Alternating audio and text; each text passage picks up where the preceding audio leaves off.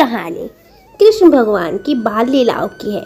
यहाँ पर यशोदा माता और उनके गांव की औरत जो उनकी बूढ़ी दादी लगती थी कृष्ण भगवान की, ये दोनों यहाँ पर बात कर रही हैं कि कृष्ण भगवान ने तो गांव में सबके घर में चोरियां करना शुरू कर दिया है और यशोदा माता कह रही है कि मैं कब तक इसका ये अत्याचार सहूं, आज मैं उसको बताऊंगी। ये बोलती कि नहीं यशोदा, तुम उसे कुछ नहीं बोलोगी, वो इतना नटखट है, कोई उसकी माखन चोरी करने से बुरा नहीं मानता।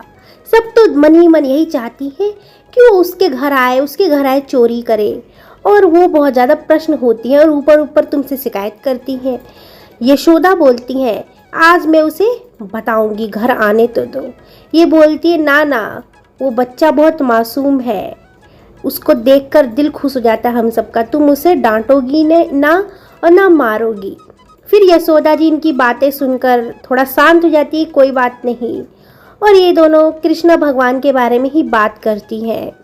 और बात करने के बाद ये बूढ़ी दादी इनके घर से चली जाती है, जो मोहल्ले के कृष्ण भगवान घर पे आते हैं। तो यशोदा माता की तो इनकी सारी खबर पता थी। अब कृष्ण भगवान आते कहते मैया मेरे को माखन दो ना, मैया मेरे को माखन दो ना। तो माता कहती है कि कोई माखन वाखन तुमको नहीं मिलेगा। और कृष्ण भगवान बोलते हैं कि मेरे को माखन चाहिए, वो इशारा करते हैं। तो माता बोलती है कि अगर तू ले सकता है तो खुद जाके माखन ले ले, अगर तेरे में इतनी ताकत है तो तुम इतने छोटे से तुम खुद ले लो, मैं तो माखन तुमको नहीं दूंगी किसी भी हालत में। क्योंकि पहले से ही नाराज़ थी, मगर उतना भी नाराज़ नहीं थी ये, वो बस उनके साथ खेल रही थी, मस्ती कर रही थी। फिर कृष्ण भगवान बोलते मैया मैं मटकी तोड़ूं, और फिर ये डंडा उठकर ले लेते हैं।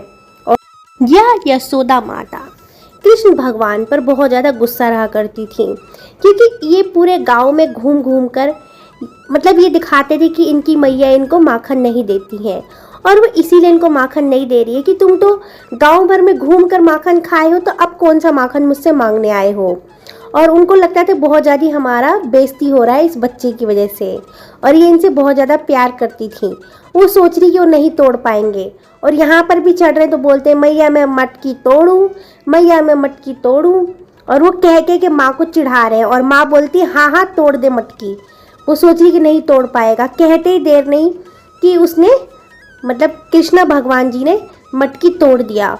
और माता का जो थोड़ा बहुत गुस्सा शांत था, उन्होंने सोचा था कि मैं इसको मारूंगी नहीं, ना डांटूंगी, उनका दिमाग ही खराब हो गया क्योंकि उन्होंने मटकी तोड़ दिया कृष्ण भगवान ने। और माँ तो माँ होती है, उनको तो वैसे भी नहीं पता था उस वक्त कि कृष्ण भगवान विष्णु जी हैं। फिर वो नीचे उतर के आते हैं और बहुत ज़्यादा खुश होते हैं, कूदने लगते हैं, मैया मैंने मटकी तोड़ी, मैया मैंने मटकी तोड़ी। और जितना ज़्यादा ये हंस रहे थे उतने ज़्यादा माता क्रोधित हो रही थी और गुस्से से लाल हो रही थी। उन्हें यही लग रहा था कि अब तो अपने घर में भी चोरी करने लगा है, और मेरा जितना भी मेहनत था सारा इसने बर्बाद कर दिया है। क्योंकि माखन मतलब बनाने में उनको बहुत समय लगता था, उन्होंने सब बर्बाद कर दिया। यहाँ पर जो आसमान में विष्णु भगवान रहते थे, राधा माता, वो देखकर मतलब सोच रही कि अब तो माता इनको मारेगी। और जो ऊपर कृष्ण भगवान है वो बहुत ज़्यादा डर रहे हैं कि उनको चोट लगेगा तो मुझे भी चोट लगेगा, मतलब वो सोच रहे हैं। तो राधा माता बहुत ज़्यादा हंस रही हैं, और यहाँ पर यशोदा माता उनके पीछे पीछे दौड़ने लगती गुस्से में कि अब तो मैं तुझे किसी भी हाल में नहीं छोड़ूंगी, आज मैं तेरे को ओखली से बांधूंगी, डंडे से मारूंगी। और कृष्ण भगवान वहाँ से दौड़ने लगते हैं, और माता रस्सी ले लेती है और उनको मतलब हाथ पकड़ के ले जाती कि चलो आज मैं तुमको पूरे दिन धूप में बांध के छोड़ूंगी, तुम्हारी यही सज़ा, तभी ये सुधरेगा। माता सोचती है कि छोटा बच्चा है, सुधर जाएगा, इसको मैं बांध के रखती हूँ। और कृष्ण भगवान को वो कितना भी बांधने की कोशिश करती हैं, मगर उनकी रस्सी छोटी पड़ जाती है, क्योंकि उनको ये नहीं पता था कि कृष्ण भगवान विष्णु जी भगवान हैं। और वो ये सोच रही थी कि इनका मतलब पेट फुला ले रहा है, इस वजह से सारी रस्सी छोटी हो जा रही है। वो बहुत जन्नत करती है, बहुत मेहनत करती है, उसके बावजूद भी वो उन्हें नहीं बांध पाती हैं। और उसके बावजूद भी उनका गुस्सा और बढ़ रहा था कि ये रस्सी मतलब कि छोटी कैसे पड़ जा रही है, इसका शरीर इतना मतलब मोटा कैसे हो जा रहा है। तो माता बहुत ज़्यादा गुस्सा हो रही थी, और ऊपर जो भगवान थे, नारायण जी जो भी भगवान थे, सब ये लीला देखकर बहुत ज़्यादा खुश हो रहे थे। अब जो यशोदा माता थी वो बहुत ज़्यादा परेशान हो गई, उन्हें तो ऐसा लग रहा था कि अब उनसे कृष्ण भगवान बंधेंगे ही नहीं। और ऊपर जो राधा माता थी वो ऊपर से देख के बहुत हंस रही थी, क्योंकि ये बहुत ज़्यादा खूबसूरत थे।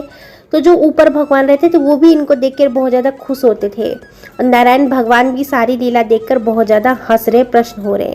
और यहाँ पे माता फिर देख रही कि इनके पेट से छोटा हो गया रस्सी और इनका दिमागी काम नहीं कर रहा। तो माता बोलती कि अब मैं तुझे बताती हूँ, तू इतना हंस रहा है ना, अब तुझे पता चलेगा कि मैं तुझे बांध दूंगी रस्सी से। फिर ये डबल रस्सी करती हैं, और डबल रस्सी करने के बाद वो फिर से इनको बांधने की कोशिश करती हैं, मगर ये फिर नाकामयाब हो जाती हैं। फिर ये इनके चेहरे को घूर घूर के देखती हैं। उनको कहीं ना कहीं लगता था कि एक कैसा बालक है, मैंने आज तक ऐसा बालक नहीं देखा जो रस्सी बांधने से भी नहीं बंध रहा है। कृष्ण भगवान बहुत ज़्यादा हंस रहे थे, और नारायण भगवान जो ऊपर थे वो भी बहुत ज़्यादा हंस रहे थे। और यहाँ पर बोलती है कि आखिर में अब मैं तेरे को बांध ही दूंगी। कृष्ण भगवान ने खुद हेल्प किया था, अपने आप से रस्सी बांधकर उन्होंने कमर पर। और यहाँ गांव के लोग भी देख के उदास, ऊपर भगवान भी उदास कि अब तो कृष्ण भगवान ओखली में बंध जाएंगे, क्योंकि उनको भी लीला रचना है इंसानों की तरह, इस वजह से। तो यहाँ पर माता बोलती कि अब यहीं पर धूप में तू रह, जब तक मैं नहा कर नहीं आऊँगी तू यहीं पे रहेगा। गाँव के लोग समझाते हैं, मगर यशोदा माता नहीं